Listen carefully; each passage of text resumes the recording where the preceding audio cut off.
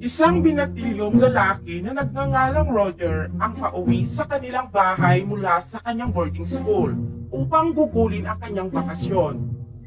Ipinadala ng kanyang ina ang kanilang kasambahay na si Miss Moller, lula ng karwahe upang sunduin siya. Dahil sa magalaw ang karwahe, umaalog-alog ang kokomelo ng babae. At dahil sa pagtitig dito, gustong kumawala ng batuta ni Roger. Makalipas ang ilang sandali, narating na nila ang tahanan nila Roger, kung saan binati ito ng kanyang pamilya. Napansin ng ina ni Roger na may puting dagta sa harap ng pantalon nito. Sinagot nito sa ina na wala lamang umano iyon, ngunit ang totoo, resulta iyon ng pagtitig niya sa kokomelo ni Miss Muller. Ipinagtanggol siya ng kanyang tiyahin at sinabi sa ina ni Roger na normal lamang ito sa kanyang edad. Pinunasan ng tiyahin nito ang puting dagta na lumabas sa manoy nito gamit ang tissue paper. Si Roger ay may kapatid na babae na nagngangalang Berta. Dinala siya nito sa kagubatan kung saan nakita niyang muli si Miss Muller. Hindi na mapigilan ng kasambahay ang ihi nito, kaya habang nakatayo, diniligan nito ang mga halaman sa harapan ni Roger. Hindi makapaniwala ang binatilyo sa nakita, kaya naglakad-lakad ito sa gubat. Ngunit nadulas ito at nadapa. Nakarinig ito ng ungol ng isang babae at napag-alaman niyang isa sa kanilang kasambahay ito na si Ursula at nakikipagtsuktsakan sa iba. Nakita ni Ursula si Roger at ninitian niya ito. Natakot ang binatilyo kaya tumakbo ito pabalik sa kanilang bahay. Kinagabihan, naghahapunan si Roger kasama ng kanyang pamilya. Napaka-istrikto ng kanyang ina pagdating sa disiplina. Sinabihan nito si Roger na kumilos ng maayos habang kumakain. Matapos maghapunan, pumunta na ang binatilyo sa kanyang silid upang matulog. Ngunit nakarinig ito ng ingay mula sa labas at nagdesisyon itong pumunta doon. Nagulat si Roger nang makita ang isa sa kanyang kasambahay na si Helen na kinakaldag patalikod sa likod ng kanilang pintuan.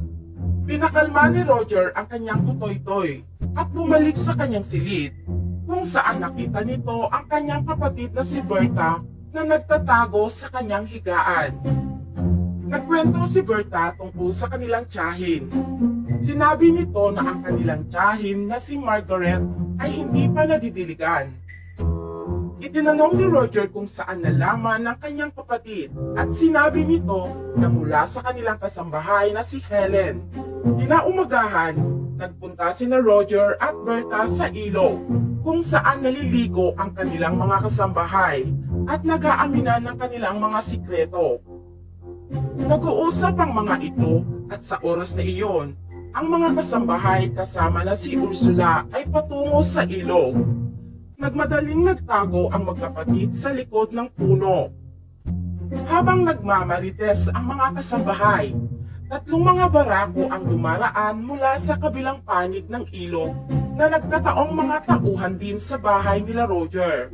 Nang makita ng mga ito ang mga inday sa ilog, nagsimulang ipakita ng mga manyakol ang kanilang mga manoy sa mga ito. Nasabik si Ursula kaya ipinakita naman nito ang kanyang mabuhok na kuweba sa mga manyakol. Tuwang-tuwa ang mga tandang dahil sila ay nakaboso. Lahat ng mga pangyayari ay nasaksihan nila Roger at Berta. Pagkatapos nun, umuwi na sila at dumating ang kanilang panganay na kapatid na si Elisa. Niyakap ni Elisa ang kanyang pamilya maliban kay Roger. Nainis ang binatilyo dahil dito, kaya dinala siya ni Berta sa simbahan. Umakyat ang dalawa sa itaas at pinakinggan ang sinasabi ng kanilang tiyahin. Nangungumpisal ang kanilang tiyahin na si Margaret sa kanyang mga kasalanan sa harapan ng pari. Inamin nito na nagkakagusto siya sa kanyang pamangkin na si Roger at pinagpapantasyahan umano nitong nakikipagtsuktsakan siya dito ng ilang beses. Si Roger na nakikimarites sa buong pag-uusap ay natuwa.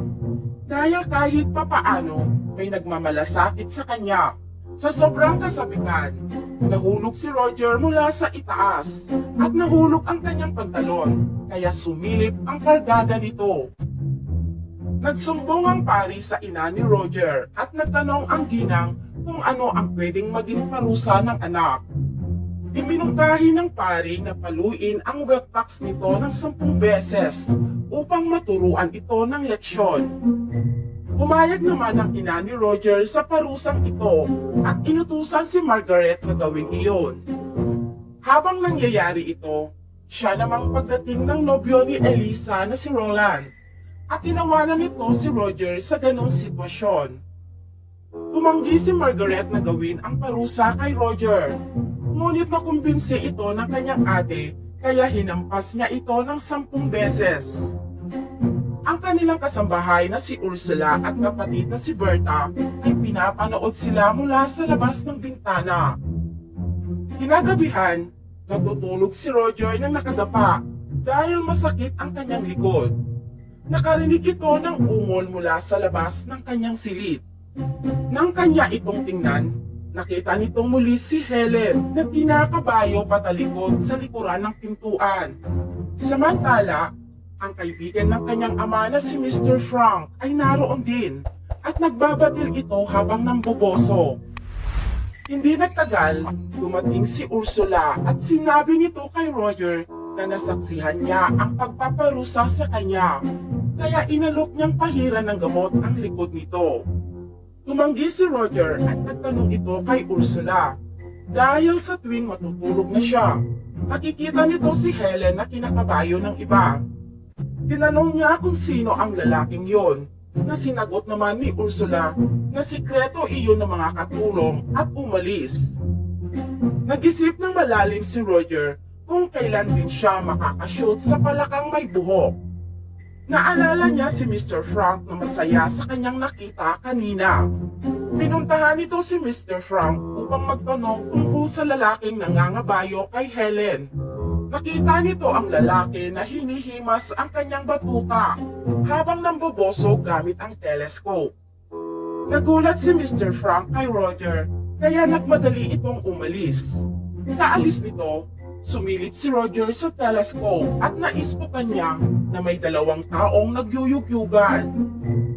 Napagtanto ni Roger na mas malibog si Mr. Frank kaysa sa kanya. Nakakita siya ng isang libro na naglalaman ng mga kwento at larawan na nakapagpapatigas ng butoy-toy. Kinuha niya ito at umalis.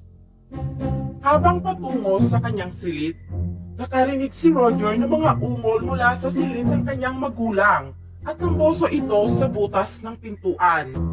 Ngunit nahuli siya ng nobyo ng kanyang ate Elisa na si Roland. Nakiusap si Roger dito na huwag siyang isusumbong at bilang kapalit, gagawin niya ang lahat ng gusto nito. Sumang-ayon si Roland sa pagkakataong iyon, kaya inutusan niya si Roger na linisin ang kanyang sasakyan. Pagkatapos nun, nagpunta ang binatilyo sa loob ng kwadra at habang binabasa ang libro, hinihimas nito ang kanyang manoy. Isa sa mga tauhan ang biglang pumasok sa kwadra, kaya biglang nagtago si Roger. Pagkatapos nun, pumunta si Helen doon upang magpakain ng mga manok. Ang tauhan na kapapasok lang ay isinara ang bintana at lumabas upang kabayuhin ang babae patalikod. Nakita ni Helen si Roger at humingi ito ng tulong sa kanya. At nang tutulungan na niya ito, pinatigil siya ng babae dahil nasasarapan na ito sa pangangabayo ng lalaki sa kanya. Nagduda si Roger kaya lumabas ito upang tignan ang nasa likuran ni Helen. Ngunit natapos nang nagpaputok ng bulkan ang lalaking tauhan. Sa sumunod na eksena, nakikipag-usap si Roger sa kanyang ate Elisa at sa nobyo nitong si Roland. Sinabi ni Roland kay Roger na madumi na ang kanyang boots, kaya inutusan nito ang binatilyo na linisin ito. Tumanggi si Roger kaya nagalit si Roland at isinumbong ito sa kanyang ina na sinisilipan sila ni Roger. Nagalit ang ina nito kaya pinalabas siya sa kanilang bahay. Nagkaroon naman siya ng pagkakataong palitan ang libro ng kanyang ate at pinapanood niya ito habang ito ay nagbabasa. Nang oras din iyon, hindi na makapagpigil sa panggigigil ang butoy-toy ni Roger. Kaya pinuntahan nito si Ursula na nasa kusina at hinablot ang baywang nito sa likuran. Sa kabiglaan, pinukpok siya ng babae ng plato sa ulo. Nalaman niyang si Roger pala iyon at nais nitong makipag-jack and poy sa kanya. Ngunit bago pa man may mangyari sa kanila, dumating ang isang kasambahay kaya umalis ang binatilyo. Masakit ang puso ni Roger at kailangan niyang magpakawala ng puting dagta dahil nagagalit na ang kanyang mahabang sundalo. Nakita nito si Miss Muller at sinisigurado nitong kakainin niya ang cocomelon nito. Kaya sinundan niya ito at hinila ang baywang sa likuran. Ipinasok ni Roger ang kanyang armas sa mabuhok na kuweba ni Miss Muller. Nagprotesta ang babae sa umpisa, ngunit nasasarapan siya sa pagbayo ni Roger.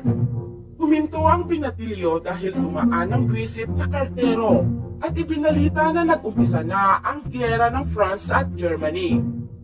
Dahil dito, lahat ng kalalakihan doon ay kinailangang sumabak sa labanan. Ngunit si Mr. Frank ay ayaw pumunta dahil may hika di umano ito.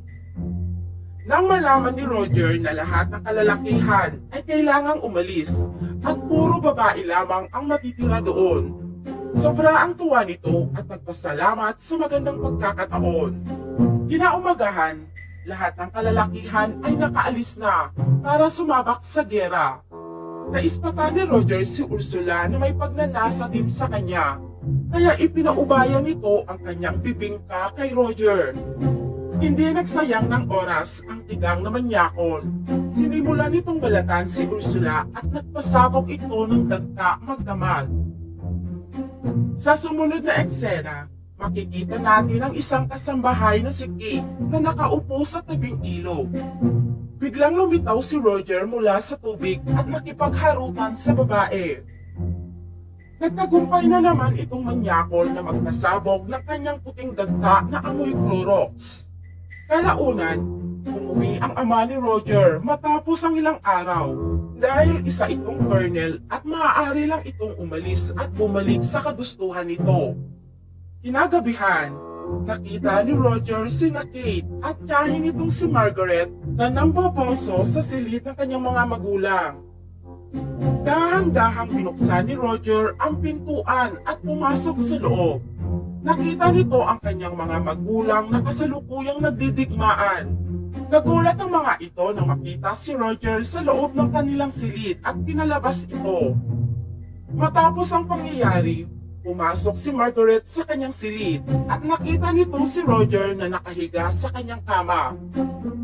Sinabi ng binatilyo sa kanyang tiyahin na alam nitong hindi pa ito nakaranas madiligan, kaya maaari niya itong tulungan. Nag-atubili ang hitad, ngunit matapos ng pangaharot sa kanya ng kanyang pamangkin, isinuko nito ang kanyang bataan. Matapos nun, may dalang tsaa at merienda si Helen. Ngunit dahil walang ibang lalaki sa bahay, tumuloy ito sa silid ni Roger. Tinanong ni Roger si Helen kung bakit ito palaging nagpupunta doon ng ganong oras. Sumagot naman ang babae na kailangan niyang magdala ng tsaa para sa kanya. Bago pa man umalis ang kasambahay, hinila ito ni Roger at tinaldagan ito patalikod. Kinaumagahan, nakikipaglaro si Roger sa kanyang kapatid na si Berta sa hardin. Nakita nito ang kanyang ate Elisa at sinundan ito sa kwadra. Sinimulan nitong tanggalin ang mga nakaharang sa katawan ng kanyang ate. Ayaw pumayag sa umpisa nito, ngunit dahil sa nagbabasa ito ng libro, hindi niya makontrol ang kanyang kakatihan, kaya binayo siya ni Roger. Matapos ang pangyayari, si Robert na ang hari sa kanilang bahay. Pinupuntahan na siya ng mga kasambahay sa kanyang silid at umaalis lamang kapag nadiligan na sila. Isang araw, pagkatapos madiligan ulit ni Elisa, sinabi nito sa kanyang kapatid na si Roger na siya ay nagdadalang tao. Muntikan nang atakihin si Roger sa narinig. Siya namang pagdating ni Roland nasakay ng eroplano at ipinahayag na nagtapos na ang gera, kaya nagsibalikan ang mga kalalakihan. Nag-isip si Roger kung papaano masolusyonan ang kanyang problema. Biglang pumasok si Ursula at ipinaalam sa kanya na siya ay buntis. Pagkaraan ng ilang oras, ipinaalam din ng tiyahe ni Roger na siya ay nagdadalang tao din. Nagsimulang mag-isip si Roger ng paraan at kung hindi, malalagay ito sa alanganin. Kinausap nito si Ursula upang dalhan siya ng pulang cutex. Nang makuha ito, nagpunta siya sa kanyang ate Elisa at kinumbenseng matulog kasama ng nobyo. Nagmadali itong pinataka ng pulang cutex ang higaan nito upang isipin ni Roland na hindi pa ito nadidiligan. Sumunod naman, pinuntahan ni Roger ang kanyang tiyahin at sinabing magpakasal sa jabolerong si Mr. Frank dahil may gusto ito sa kanya at pumayag naman ito. At ang panghuli, pumunta ito kay Ursula at tinalok ito ng kasal. Ngunit sinabi ng babae na may gusto na siyang iba. Matapos ang lahat, sabay-sabay ipinasal ang tatlo. Nagtagumpay si Roger sa kanyang planong ibaon ang kanyang lihim at walang makakaalam sa ginawa nitong pagpapasabog ng puting dagta mula umalis ang mga kalalakihan. Matapos ang ilang araw, patapos na ang kanyang bakasyon at kinabukasan, naghanda na si Roger paalis papuntang boarding school. Lumapit si Helen sa kanya at sinabing buntis siya. Sinabi nito na huwag mag-alala dahil hahanapan niya ito ng mapapangasawa. Sumagot naman si Helen na hindi na kailangan dahil maraming barako ang dumidilig sa kanya at mamimili na lamang siya. Pagkatapos nun, umalis na ang manyakol na mahilig magpasabog ng puting dagta na amoy Clorox.